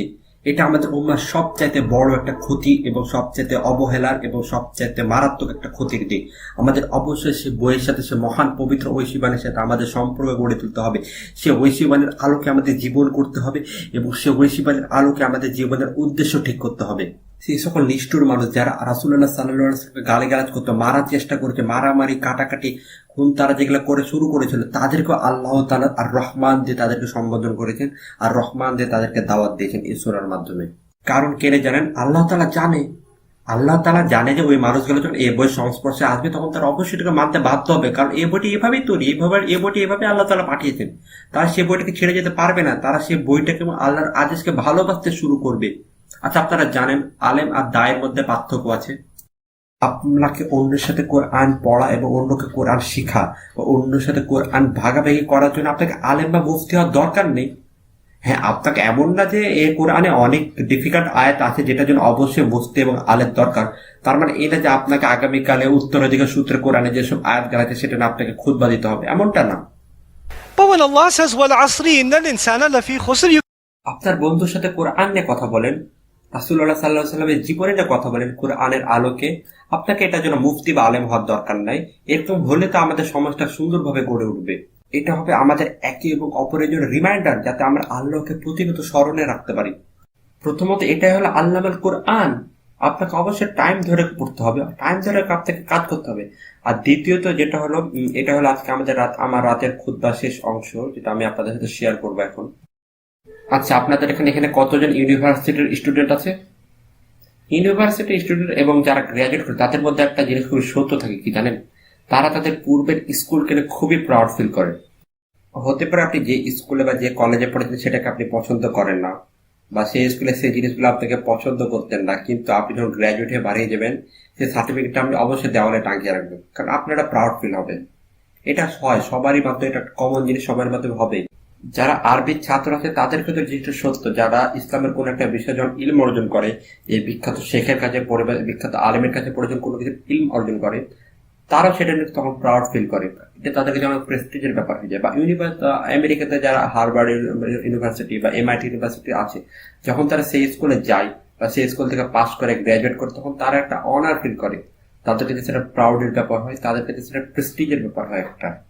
তারা প্রাউড ফিল করে কারণ তারা ওই বিখ্যাত টিচার এবং বিখ্যাত প্রতিষ্ঠানের আওতাধীনে জ্ঞান অর্জন করতে পারে। তাহলে দেখেন এখানে কোরআনে আল্লাহ বলছে আল্লাহ তাআলা হলো কোরআনের শিক্ষক। কে? আল্লাহ তাআলা। আল্লাহ তাআলা শিক্ষক হলে আমি আপনি কি ছাত্র? তো আল্লাহ তাআলা যদি নিজেকে শিক্ষক এবং আমরা যদি ওনার ছাত্র হতে, আমাদের কেমন প্রাউড ফিল করা উচিত? আমাদের শিক্ষক হলো আল্লাহ তাআলা, তিনি এমন এটা বলেন علم الناس القرآن علمكم القرآن علم نبيه القرآن তিনি বলছেন আল্লামাল কোরআন, তিনি কোরআন শিক্ষা দেন। তিনি এটা নবী রাসূলের মধ্যে সীমাবদ্ধ করে রাখেন, এটা সবার জন্য উন্মুক্ত করে দিন। তিনি সবাইকে ছাত্র বানাতে চান। আর আপনি আমি কি করছি? যে কেউ শিক্ষা নিতে চাও চলে এসো, যে কেউ শিক্ষা নিতে চাও। হ্যাঁ, হতে পারে আপনি অডিয়েন্সের মধ্যে আছেন, আপনার 50 বছর বয়সে আপনি কোরআন পড়া জানেন না, তাতে কোনো সমস্যা না। আপনি এখনই শুরু করেন, আপনি এখনই কোরআনকে নিজের ভিতরে নেওয়া শুরু করেন। লজ্জা পান না? এখানে লজ্জা পাওয়ার কিছু নেই। আপনার সাথে আল্লাহর সম্পর্ক তৈরি করার ব্যাপার এখানে ভাই। আর আপনাদের বলছি যারা কোরআন পারেন, ধরেন মসজিদে কেউ আপনার সামনে আসতো বা গোপনে আপনাকে আসে বললো, দেখেন ভাই আমি প্রফেশনাল, আমি অ্যাকাউন্ট করি, আমি ডাক্তার, আমি ইঞ্জিনিয়ার, আমি ডেন্টিস্ট, আমি পাইলট, কিন্তু আমি কোরআন পড়া জানি না। আমি যখন কোরআন পড়েছিলাম তখন আমার বয়স 8 বছর ছিল, এখন কোরআন সম্পর্কে কিছুই জানি না। আর আপনি তাকে এটা বলেন আস্তাগফিরুল্লাহ, তুমি কিভাবে করতে পারো, তুমি এত কিছু জানো কিন্তু তুমি কোরআন পড়া জানো না, এটা কখনোই বলেন না। তাদেরকে তিরস্কার করেন না ভাই, তারা আপনার কাছে আশা নিয়ে এসেছে। এমনও হতে পারে আল্লাহ তাআলা তাকে এমন হিদায়াত দিবেন যে সে আপনার থেকে অনেক ভালো কিছু করতে পারবে ইসলামের জন্য। তারা কত শিক্ষিত কিন্তু তারা আল্লাহর কাছে হিজরত করতে যাচ্ছেন, তারা সবকিছুকে ত্যাগ করে আল্লাহর কোরআনের জন্য সময় বের করতে যাচ্ছেন, আর সে নম্র হতে যাচ্ছে। আর আপনি তাকে এভাবে তিরস্কার করছেন। আল্লাহ তাআলা নম্রতাকে কত পছন্দ করেন আপনি জানেন? তাদেরকে স্বাগতম করতে হবে, তাদেরকে সুন্দরভাবে আমন্ত্রণ করতে হবে, তাদেরকে সম্মান দিতে হবে, বুঝছেন? এটা অবশ্যই আমাদের করতে হবে। একটু অনেকে আছে যারা আল্লাহ তাআলা নিয়ে চিন্তা করেন, যারা আল্লাহ তাআলা নিয়ে ভাবেন, তারা সমস্ত কিছু পড়াশোনা করেন কিন্তু তার কোরআনে পড়াশোনা করার সবাই পাননি। কিন্তু তারা যখন কোরআনের কাছে আসতে চাচ্ছেন তখন আপনারা তাদেরকে সহযোগিতা করছেন না। এটা আলেমদের কাজ, এটা আপনাদের কাজ। আপনাদেরকে তাদেরকে ইনভাইট করতে হবে, তাদেরকে আমন্ত্রণ করতে হবে, তাদেরকে সসম্মানে তাদের জন্য ব্যবস্থা করতে হবে, তাদেরকে শেখানোর ব্যবস্থা করতে হবে। এমন হতে পারে তা কোরআন শরীফ পড়াই জানে না, বুঝবে কি করে? আপনাদেরকে তাদেরকে শেখাতে হবে। এটা আপনাদের দায়িত্ব, এটা আমাদের যুবক সমাজের দায়িত্ব। এই দায়িত্বকে অবহেলা করলে চলবে না আমার ভাই। আর যারা নামাজ পড়ে না তাদের উপর রাগান্বিত হয় না, তাদের পর যত্নশীল হন, যাদের পর যত্ন দেখান। আপনি যদি তাদের পর যত্ন না দেখান আপনি তাদেরকে দিনে আনতে পারবেন না। আর আপনি অন্যকে যত্ন দেখাতে না পারলে আপনি কখনো একজন ভালো দায়ীও হতে পারবেন না। আপনাকে তাদের পর যত্নশীল হতে হবে। ধরেন আপনি এমন মানুষকে দেখলেন যারা সিনেমা বা মুভি বা বারে যেত, আর আপনি তাদেরকে দেখলেন বলতে আস্তাগফিরুল্লাহ আস্তাগফিরুল্লাহ আস্তাগফিরুল্লাহ বলে মুখ ঘুরিলেন, এভাবে করলে চলবে না ভাই। আপনাকে যত্ন ভরে আপনার দরদে কণ্ঠে আপনাকে আকতি জানাতে হবে, তাকে বুঝাতে হবে। এটা আপনার দায়িত্ব, এটা প্রত্যেকটা মুসলমানের দায়িত্ব। এই দায়িত্বকে অবহেলা করলে চলবে না। তারা আপনার দেশের মানুষ, তারা আপনার এলাকার মানুষ, আপনাকে অবশ্যই তাদের উপর সহানুভূতিশীল হতে হবে। আপনাকে যখন কেউ বলবে চলো দোস্ত কোটা করি বা চলো দোস্ত ওখানে হ্যাং আউট করে বা চলো দোস্ত ওখানে ঘুরতে যায়, আপনি এক করে চলবে না যে চলো ওখানে যাবো না, চলো মসজিদে চলো, এভাবে করলে হবে না। আপনাকে বলতে হবে চলো তুমি ওখানে যাই, চলো আমরা ওখানে বসে কিছু গল্প করি। তখন আপনাকে আস্তে আস্তে তাকে বোঝাতে হবে জিনিসটা, যে দেখো ভাই এই জিনিসটা এভাবে করা ঠিক না, বা ওই জায়গাতে যে এই কাজগুলা করা ঠিক না। আপনাকে সেটা বোঝাতে হবে ভালো করে, না হলে তো হবে না। আপনাকে দরকার হলে বাড়িতে দাওয়াত দিয়ে পরোটা খাওয়াতে হবে, আপনার সাথে সম্পর্ক ভালো করা লাগবে। তাকে বোঝাতে হবে যে আপনি তার সম্পর্কে কেয়ার করেন। এবার আস্তে আস্তে তাকে বোঝানো লাগবে। সে একবারে তো নিতে পারবে না। সে যে পরিবেশে উঠে যাবে, সে যে পরিবেশে আপনি এসেছেন সে পরিবেশে সে এখন আসেনি, সে সবকিছুর সাথে মানিয়ে নিতে পারবে না। তারা আপনার মানুষ, তা আপনাকে তাদেরকে হ্যান্ডেল করতে হবে সহানুভূতির সাথে। রাগারাগি করে কিচ্ছু হবে না কখনো। তারা আমাদেরই মানুষ, তারা আমাদেরই উম্মত। তারা হলো লা ইলাহা ইল্লাল্লাহর হারিয়ে যাওয়া একটা জাহাজ, আর আমাদেরকে তাদের সঠিক তীরে ভেড়াতে হবে। আল্লাহ তো কখনো তাদের জন্য নিয়ামতের ভান্ডার বন্ধ করে দেননি। আপনারা কেন তাদের উপর হতাশ হবেন? আপনারা কেন তাদের উপর রাগান্বিত হবেন? একটা বোন যদি হিজাব পরে থাকে তাহলে সমাজ তাকে ভালো দৃষ্টিতে দেখে, ভালো মানুষেরা। আর কেউ যদি হিজাব না পরে থাকে কুদৃষ্টিতে দেখে, তাদের তাকাতে চায় না বা তার সাথে কথা বলতে চায় না। সে হিজাব পরে না কারণ তাকে কেউ শিখায়নি। এমন হতে পারে তার বাবা মা তাকে হিজাব পড়ার জন্য জোর করেছে, বাট কখনো বলেনি যে কি কারণে আমাদের হিজাব পড়া উচিত, এবং সে কোশ্চিন করেছে, তার উত্তরও পায়নি। এটা একটা সুন্দর কোশ্চিন, কিন্তু সে উত্তর পায়নি। সে হয়তো হাদিস শোনার আলোকে উত্তর পায়নি যেটা তার পাওয়া উচিত ছিল। যদি এমন যদি হয় যে কোনো একটা দিনই বোন তাকে যে সম্মানের সাথে বললো যে দেখুন আপু আপনার এটা করা উচিত, এমনও হতে পারে তার মনটা চেঞ্জ হতে পারে। আপনি আমি জানেন না। আমাদের সমাজে সেরকম মনোভাবের মানুষ দরকার। ওয়াল্লাহি এটা হলো সেই যুগের রাসূলুল্লাহ সাল্লাল্লাহু আলাইহি সাল্লামের সুন্নাত, যে ইসলামকে ঘৃণা করে, যে ইসলামের নিয়মকেও ঘৃণা করে, তাদেরকে ভালোবাসার সাথে ইসলামকে, ইসলামের আদব কায়দার মনে আনা। ইসলামের আদব কায়দার মধ্যে আনা, তাদেরকে ভালোভাবে বুঝানো, আদর যত্নের সাহায্যে বুঝানো। তারপর আল্লাহ তাআলা বলেছে খলাকাল ইনসান, এটা আমার শেষ শব্দ ইনশাআল্লাহ তাআলা। আমি জানি আর আগেও বলেছি, কিন্তু এটা শেষ ইনশাআল্লাহ। তো ইনসান এ শব্দের দুইটা উৎস আছে। তো একটা হলো নাসিয়া, যার অর্থ বোঝায় যে ভুলে যায়। মানুষ সবসময় ভুলতে থাকে। আর একটা অরিজিন, সেটা হলো ইউন, মানে মানুষ জাতি হলো স্নেহময়। যারা মিথ্যা কথা বলে তারা স্নেহময় না, বা যারা মানুষের সমালোচনা করে তারাও স্নেহময় না। হ্যাঁ, কিছু পশু পাখির মধ্যে স্নেহময়তা লক্ষ্য করা যায়, কিন্তু মানুষের মতো তাদের এত স্নেহময়তা নয়। আমরা অপরকে ভালোবাসি, আমরা অপর মানব জাতিকে ভালোবাসি, আমরা পশু পাখিকে ভালোবাসি। মানে আল্লাহ তাআলা আমাদের মধ্যে এটা দিয়ে দিয়েছে, সৃষ্টিগতভাবে আল্লাহ তাআলা আমাদের মধ্যে ভালোবাসা স্নেহময়তা দিয়ে দিয়েছে। তো মানুষ জাতির হলো দুইটা, মানে একটা কি, একটা যারা ভুলে যায়, আর একটা হলো যারা স্নেহময়। তো আল্লাহ তাআলা স্পেশালি ভাবে সেই জাতিটাকে নির্বাচন করেছে যারা অনবরত ভুলে যায়। হ্যাঁ, যারা অনবরত সবকিছু ভুলে যায়। এর জন্য আল্লাহ তাআলা কোরআন শরীফকে পাঠাইছে তাদেরকে রিমাইন্ডার হিসেবে, যাতে তাদেরকে মনে করিয়ে দিতে পারে। কোরআন শরীফের আরেকটা মানে কিন্তু রিমাইন্ডার। إن هو إلا ذكر كلا إنها تذكرة وذكر بالقرآن من يخاف وعيد. কোরআন হলো রিমাইন্ডার, কারণ আমরা হলো ইনসান। তো আল্লাহ তাআলা বলছে আমি তোমাকে কোরআন শিখাতেছি কারণ তুমি ইনসান। তুমি ভুলে যাও, তো আমি তোমাকে রিমাইন্ডার দিয়েছি। তুমি বারবার ভুলতে থাকো, তো আমি তোমাকে বারবার মনে করার জন্য রিমাইন্ডার দিয়েছি, কোরআন দিয়েছি। সুবহানাল্লাহ। আর দ্বিতীয়টা হলো স্নেহময়তা, ভালোবাসা। আপনি শুধু অন্যের নিজেকে ভালোবাসা দিতে হবে অন্যকে, আপনি অন্যের জন্য ভালোবাসা খুঁজেন, আপনি চান যে অন্য আপনার স্নেহময়তা দেখাক। এটা হলো মানুষের একটা বৈশিষ্ট্য, এটা মানুষের বৈশিষ্ট্য যেটা আল্লাহ তাআলা আমাদের হৃদয়ের মধ্যে দিয়ে দিয়েছে। আর এই হৃদয়ের মধ্যে আল্লাহ ভালোবাসাটা কেন দিয়েছেন? আপনি যখন অন্য মানুষকে ভালোবাসা দেখাতে শিখবেন, তখন অটোমেটিক আপনি আল্লাহর কোরআনের আয়াতের উপর ভালোবাসা সৃষ্টি হবে আপনার। আপনি আল্লাহর কোরআনকে না মেনে থাকতে পারবেন না, একটা অন্যরকম ভালোবাসা সৃষ্টি হবে। যখন নামাজে দাঁড়াবেন তখন আপনার চোখ দিয়ে পানি বাড়াবে। যখন আপনি এগুলা বুঝতে পারবেন, তখন আপনি বুঝতে পারেন যে আল্লাহ তাআলা আপনাকে কতটা সম্মান দিচ্ছে, আল্লাহ তাআলা আপনাকে কতটা ভালোবাসেন, আল্লাহ তাআলার শব্দগুলো কত উচ্চ। وكلمة الله هي العليا, he says in Surah At-Tawbah. আল্লাহ তাআলার ভাষা, আল্লাহ তাআলার কথা এবং আল্লাহ তাআলার কোরআন হলো সর্বোচ্চ উচ্চ মানের, সর্বোচ্চ উচ্চ আলিয়া। এখানে সর্বোচ্চ সুপারলেটিভ ফর্মটা ইউজ করেছে, মানে এর যেটা হায়ার আর কিছু নেই দুনিয়াতে, আর কিছু নেই। আর আল্লাহ তাআলা সেই শব্দগুলো আনজালাহু, মানে তিনি নিজে পাঠিয়েছেন আমাদের জন্য। আপনি কি চিন্তা করতে পারছেন সর্বোচ্চ উচ্চ মানের জিনিস পৃথিবীতে পাঠানো হয়েছে কার জন্য? আপনার আমার জন্য। এটা হলো আল্লাহ তাআলার এক অপরিসীম। আপনি এটার প্রাপ্য না, আমি এটার প্রাপ্য না। আল্লাহ তাআলা আমাদের কাছে পাঠিয়েছেন, কারণ উনি হলো একটা সর্বোচ্চ লেভেলের ভালোবাসার প্রতীক, অপরিসীম ভালোবাসা দিয়ে যিনি আমাদের সৃষ্টি করেছেন। কে আল্লাহ তাআলার এই মহান আমন্ত্রণ মান্য করতে চান না বলুন? আল্লাহ তাআলা যদি নিজেকে শিক্ষক হিসেবে বলে থাকেন, তাহলে আপনি কি ওনার ছাত্র হতে চান না? কেউ কি ওনার ছাত্র থেকে বাহির হতে চাইবে? বুঝছেন? আমি জানি না আপনার বয়স কত, আপনার 17 হতে পারে, 27 হতে পারে, 70 হতে পারে। আপনাকে শুধু বলতে পারি, ইয়া আল্লাহ, আপনি হলো আর রহমান, আপনি হলো শিক্ষক, আমি আপনার ছাত্র হতে চাই এবং আমি কোরআন শিখতে চাই। এটা আপনাকে আকুতি ভরে আল্লাহকে বলতে হবে। এটা কখনো ম্যাটার করবে না যে আপনি কতটুকু শিখতে পারেন। যেহেতু আপনি আর রহমান দিয়ে শুরু করেছেন, অবশ্যই আল্লাহ তাআলা এটার মধ্যে বরকত ঢেলে দিবেন, এটার মধ্যে বরকত ঢেলে দিবেন। আর আল্লাহ তাআলা যখন এটার মধ্যে বরকত ঢেলে দেবেন, তখন আপনি এমন ভাবে শিখতে পারবেন যে আপনি কখনো শিখেননি, কখনোই না এরকম। তো আপনি হতে পারেন আপনি ম্যাথে অনেক খারাপ, আপনি কেমিস্ট্রিতে অনেক খারাপ, হিস্ট্রির কিছু আপনি বুঝতে পারেন না, ইতিহাসের কিছু আপনার মনে থাকে না, কিন্তু আপনি যদি বিসমিল্লাহ বলে আর রহমানকে ফিল করে যদি আপনি আরবি শিখতে আসেন, আরবি আসলে অনেক কঠিন একটা ল্যাঙ্গুয়েজ, কিন্তু আপনি যদি এটা শিখতে আসেন, আল্লাহ তাআলা আপনার এটার মধ্যে এমন বরকত ঢেলে দেবেন, আপনি এটাকে অনুভব না করে থাকতে পারবেন না। আপনার উদ্দেশ্য শুধুমাত্র যদি হয় আল্লাহ তাআলা সন্তুষ্টি অর্জন করা। আপনি যদি এই জন্য তাফসীর শিখতে চান, আপনি এই জন্য তাজবিদ শিখতে চান, আপনি যদি কোরআন শরীফ শিখতে চান, আল্লাহ তাআলা আপনার মস্তিষ্কের মধ্যে এমন সব দরজা খুলে দিবেন যেটা আপনার মধ্যে কখনো ছিল না। আপনি হয়ে উঠবেন সর্বশ্রেষ্ঠ স্টুডেন্ট। আপনি জানেন, আমি কলেজে ছিলাম খুবই খারাপ ছাত্র, খুবই খারাপ। আমি সেই সাবজেক্ট গুলো চুজ করেছিলাম ভার্সিটিতে, যেগুলো আমার ফ্রেন্ড চুজ করেছিল, কারণ আমি তার নোটের উপর ভরসা করে থাকি। তার নোট গুলো দেখে আমি কাজ করবো, তাই মানে আমি তারপর পুরো 4 বছর ধরে নির্ভরশীল ছিলাম। সে যা করতো আমি তাই করতাম পড়ালেখার ক্ষেত্রে, মানে আমার কোনো ডিসিশন ছিল না। আমি কিরকম ছিলাম পড়ালেখার ক্ষেত্রে, কিরকম আপনারা বুঝতে পারছেন।